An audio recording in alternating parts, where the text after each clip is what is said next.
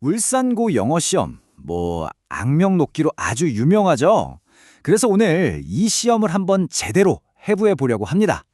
출제자가 도대체 어떤 숨은 전략들을 가지고 있는지 우리가 한번 낱낱이 파헤쳐 보자고요. 자, 많은 학생들이 이런 말을 해요. 아, 이건 그냥 시험이 아니라 꼭 우리를 일부러 함정에 빠뜨리려고 만든 무슨 교묘한 퍼즐 같다고요.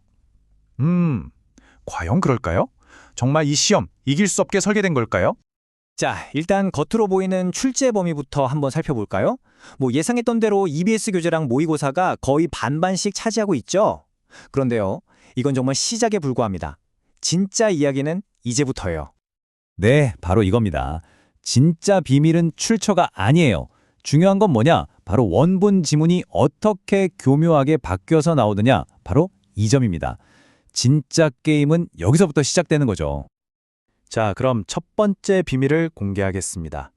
이건 뭐랄까, 출제자의 거의 시그니처 기술이라고 할 수 있는데요. 바로 대화문 함정입니다. 이 대화문 함정의 진짜 무서운 점은요, 단순 암기로는 절대 통하지 않는다는 거예요. 출제자가 묻는 건 이거죠. 자, 이 개념을 네가 정말 완벽하게 이해했다면 이 새로운 상황에 한번 적용해 볼 수 있겠어? 바로 이걸 테스트하는 겁니다. 한번 실제 예를 들어볼게요. 시험에선 일과 삶의 균형에 대한 그 딱딱한 교과서 내용을요, 제명이나 서결 같은 여러 가상의 인물들이 나와서 막 서로 토론하는 그런 생생한 대화문으로 완전히 바꿔버렸습니다.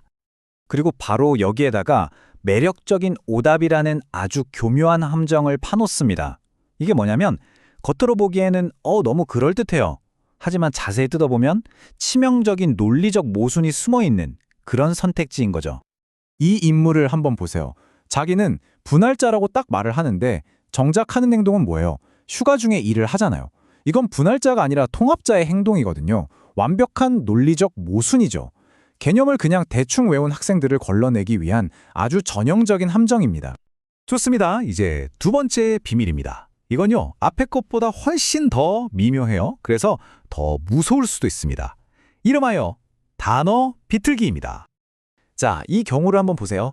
원문에서는 쓸모없는 특성이라고 했는데 시험 문제에서는 이 단어 하나만 딱 바꿔서 유용한 특성이라고 말을 하는 거예요. 정말 간단한 속임수죠. 하지만 이 단어 하나 때문에 문장 전체의 뜻이 180도 바뀌어버립니다. 또 다른 방법도 있습니다. 이번엔 단어를 바꾸는 게 아니라 그냥 not 같은 부정어를 슬쩍 추가하는 거예요. 원래는 아이들이 단어의 연결을 깨닫는다는 내용이었는데 시험에서는 깨닫지 못한다로 바뀌었죠. 이 작은 차이가 글 전체 논리를 완전히 뒤집어 버리는 겁니다. 자, 이제 마지막 세 번째 비밀입니다. 이건 어쩌면 가장 놀라운 비밀일 수도 있어요.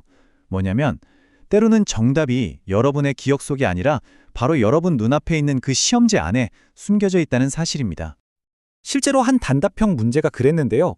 만약에 교과서 원문만 달달 외워서 시험장에 들어갔다면 아마 이 문제는 손도 못 대고 막혔을 겁니다. 왜냐하면 답이 원문에는 없었거든요. 자, 이게 어떻게 된 거냐면요. 시험에서는 세계 기아의 근본 원인이 뭐냐고 물었어요. 정답은 poverty, 즉 빈곤이었죠. 근데 원문에는 그 답이 명확하게 없어요. 그런데 놀랍게도 선생님이 시험 지문 안에 새로운 문장을 하나 슬쩍 추가해 놓으신 겁니다. 많은 세계적 연구들은 빈곤이 여전히 핵심 장벽이라고 결론 내린다 라고요. 이건 거의 정답을 알려준 거나 마찬가지죠. 시험장에서 지문을 꼼꼼히 읽는 학생에게 주는 보너스였던 셈입니다. 그러니까 이게 이 게임의 가장 핵심적인 규칙을 보여주는 겁니다.